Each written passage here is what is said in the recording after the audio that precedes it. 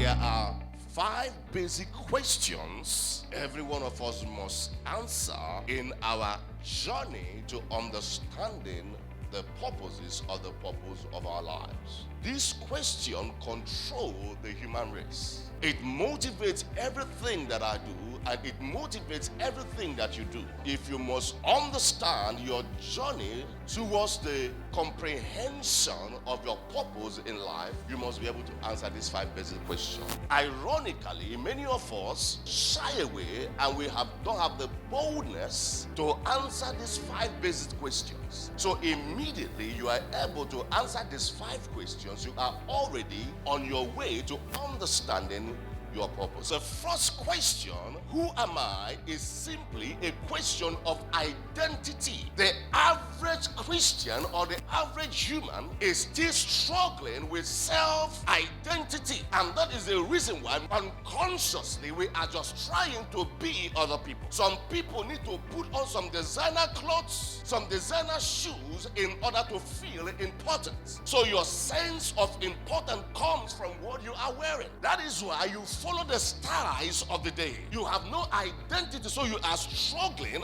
to follow up with other people's styles because you are battling with the question, who am I? Some people even hate their own face. They hate their size. I'm not saying that you shouldn't be prim and proper. You are hurting yourself trying to be like other people. That is why the entire fashion industry is built on lack of identity. The reason why the fashion industry is booming is because people are trying to find their identity. They are trying to become other people. How do they do it? You feed on that because they are selling other people's images to you. The second, where am I from? And that is a question of a heritage or source. Now, some people, when they ask them the question, they say, I am from Igbo, I am from Hausa, I am from Yoruba. Of course, that's not true. If you try to find where you are from by using your ethnic heritage, you get lost. Where are you from? You can never know who you are until you find out where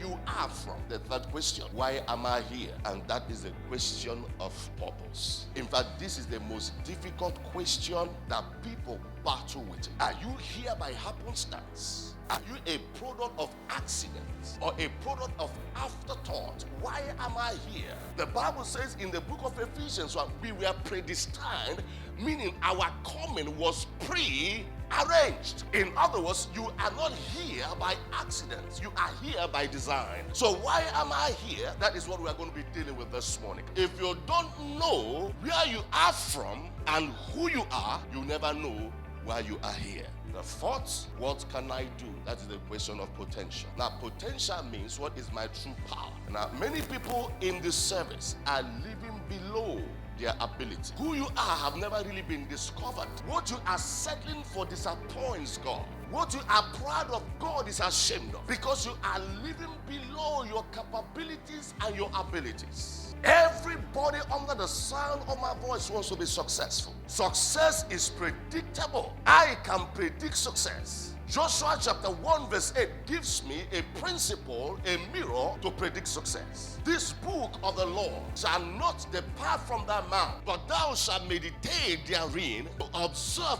to do according to all that is written therein, for then thou shalt make thy way prosperous, and then thou shalt have what? Good success. So if I can predict success, I can as well as predict failure. If I see what you are doing, the principles that you live by daily, I can predict your end. The Bible says a little sleep, a little slumber, a little folding of the hand, so shall thy poverty. That one is already guaranteed.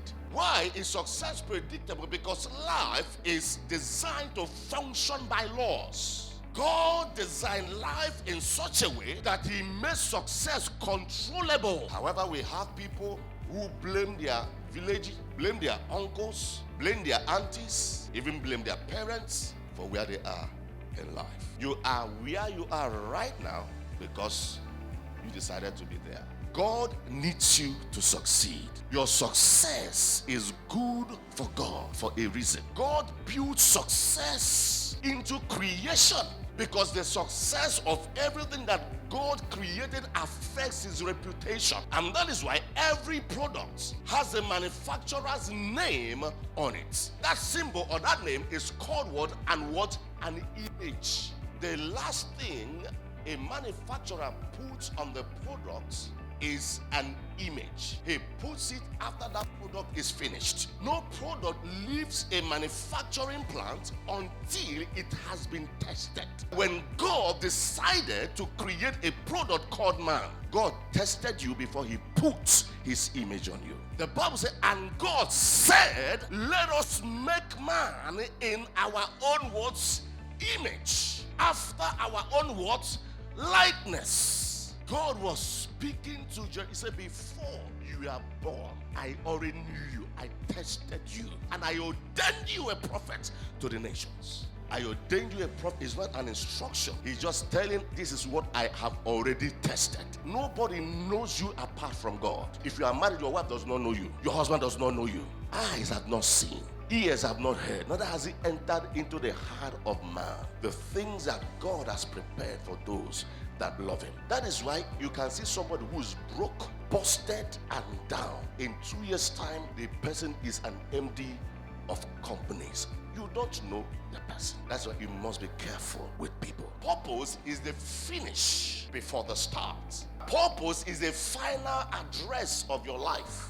Purpose is the reason for your birth. Purpose is the meaning of your existence. Without purpose, life is worthless. Jesus was 12 years old. He was found hobnobbing with the teachers of the law. When his parents found him, he said, don't you know I should be about my father's what? Business. What you are cannot be changed.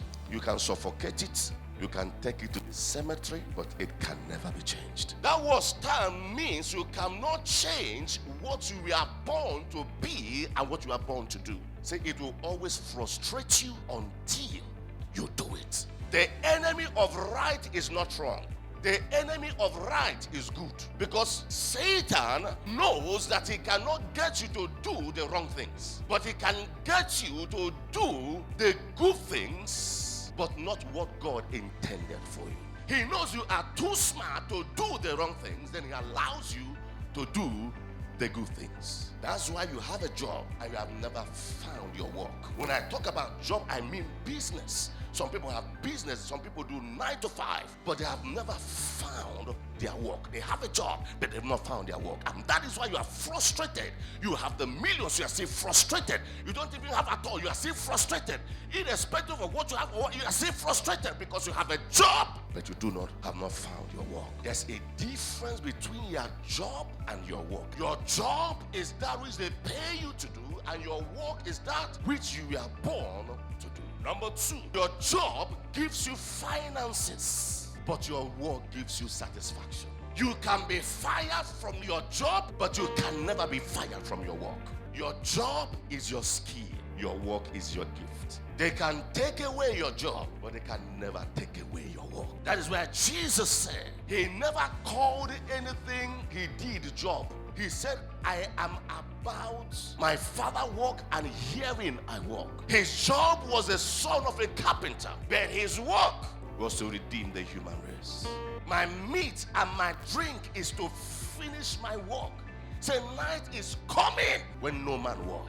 How many of us have found our work yet? Have you heard people say, this job is killing me? You are correct, because that is stress. That job is giving you high BP.